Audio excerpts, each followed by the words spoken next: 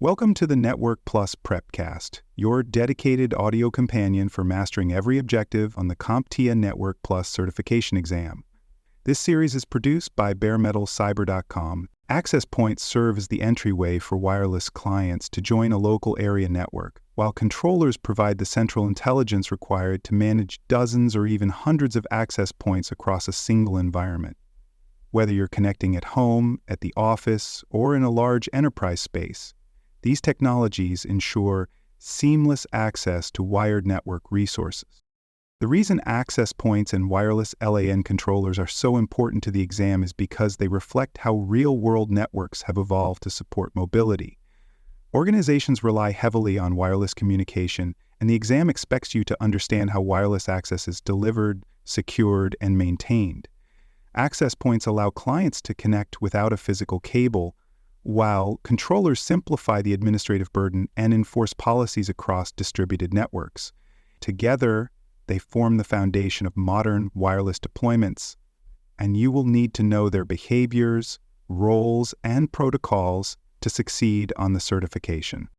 An access point is a device that enables wireless devices to connect to a wired network using radio frequencies. It transmits and receives radio signals that correspond to wireless communication standards like Wi-Fi. This allows laptops and other mobile devices to communicate wirelessly within the local network. While clients use wireless adapters to connect, the access point acts as the intermediary, receiving signals from clients and forwarding them to the wired backbone. It also receives data from the wired network and broadcasts it back to the wireless environment, making it the primary bridge between both network types. Access points operate primarily at Layer 2 of the OSI model. Their job is to facilitate communication at the data link layer by forwarding frames based on MAC address information. They use radio frequency to receive wireless frames and then bridge those frames into the wired Ethernet network.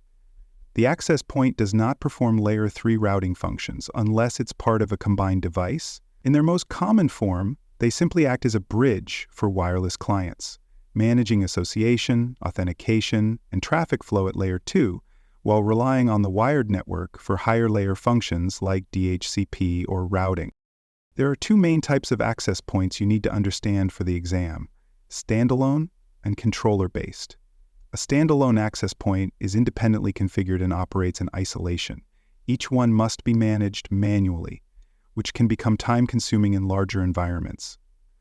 Controller-based access points, on the other hand, are lightweight and rely on a central controller for their configuration and operation. This makes management much easier in networks with many access points, allowing centralized control and policy enforcement. Standalone access points are suitable for small networks, while controller-based designs scale efficiently. Finally, the wireless LAN controller is a centralized device that manages multiple lightweight access points in a coordinated environment.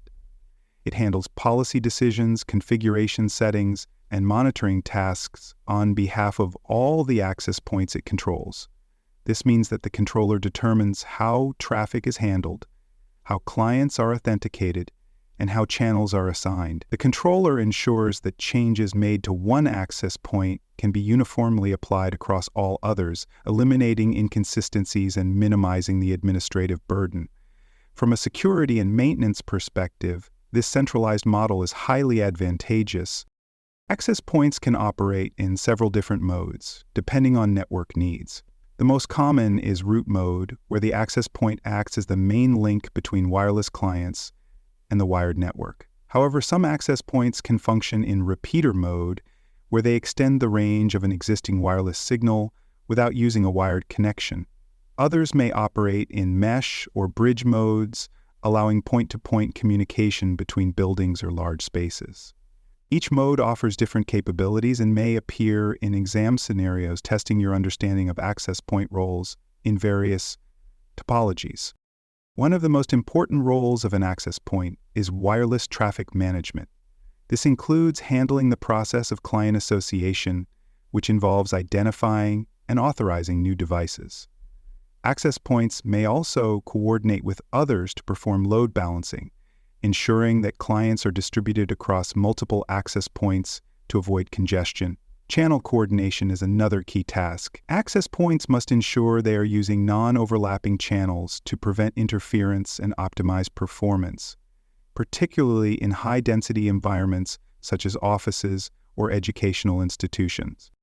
Security is a critical function of access points, and the exam will test your knowledge of the methods used to protect wireless traffic. Access points support a variety of encryption standards, including WPA, WPA2, and WPA3. They also enforce authentication protocols, such as shared keys or 802.1x-based enterprise authentication. Additionally, access points often perform rogue device detection, identifying unauthorized access points that could compromise the network. The ability to identify and remove these devices is important for maintaining a secure and compliant wireless environment. Modern access points also support seamless roaming and mobility features. As clients move through a building or campus, they may disconnect from one access point and connect to another. To prevent disruption, wireless networks implement handoff processes, where the controller or the access points themselves coordinate transitions. These handoffs are based on signal strength and client movement, and they must occur quickly enough that users do not notice the switch. Controller-managed mobility ensures that clients remain connected without dropping active sessions, a concept that's important both in real networks and on the exam.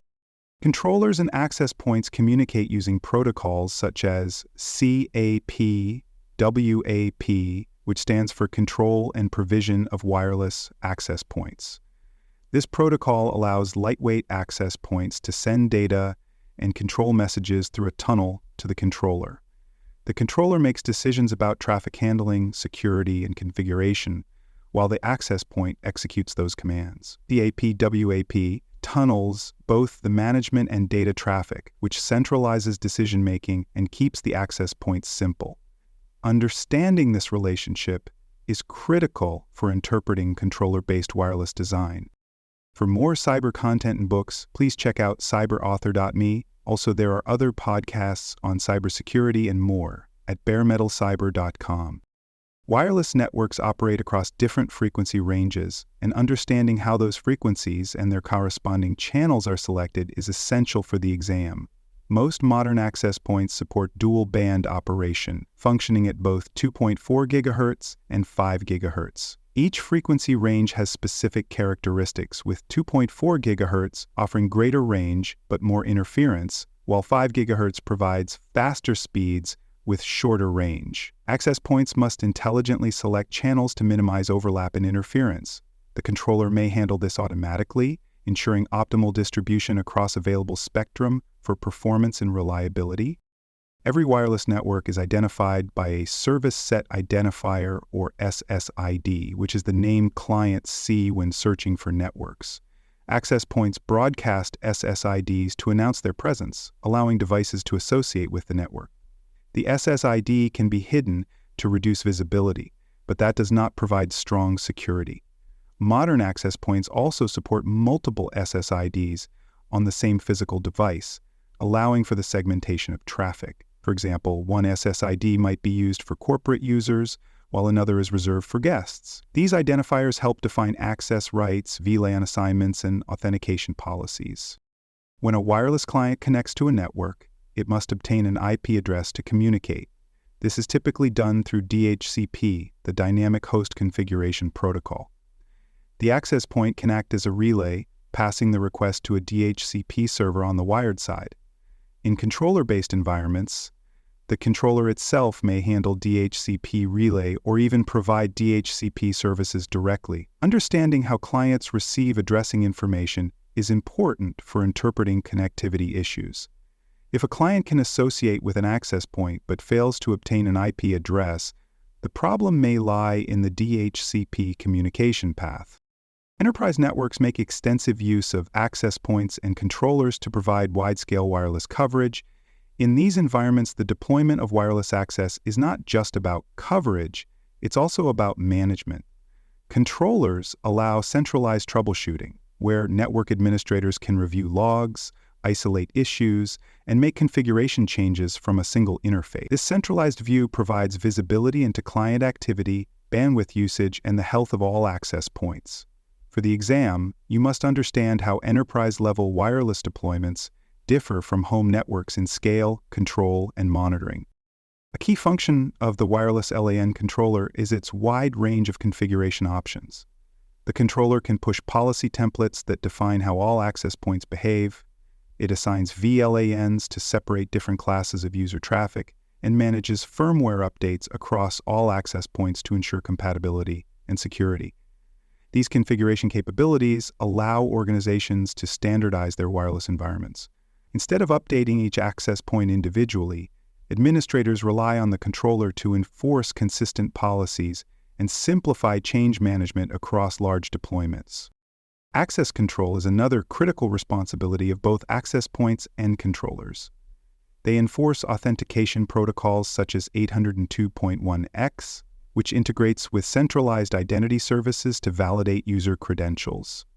Access points may also support MAC address filtering, where only approved device addresses are allowed to connect. In controller-managed environments, role-based access control can be applied, where different users receive different permissions based on their profile.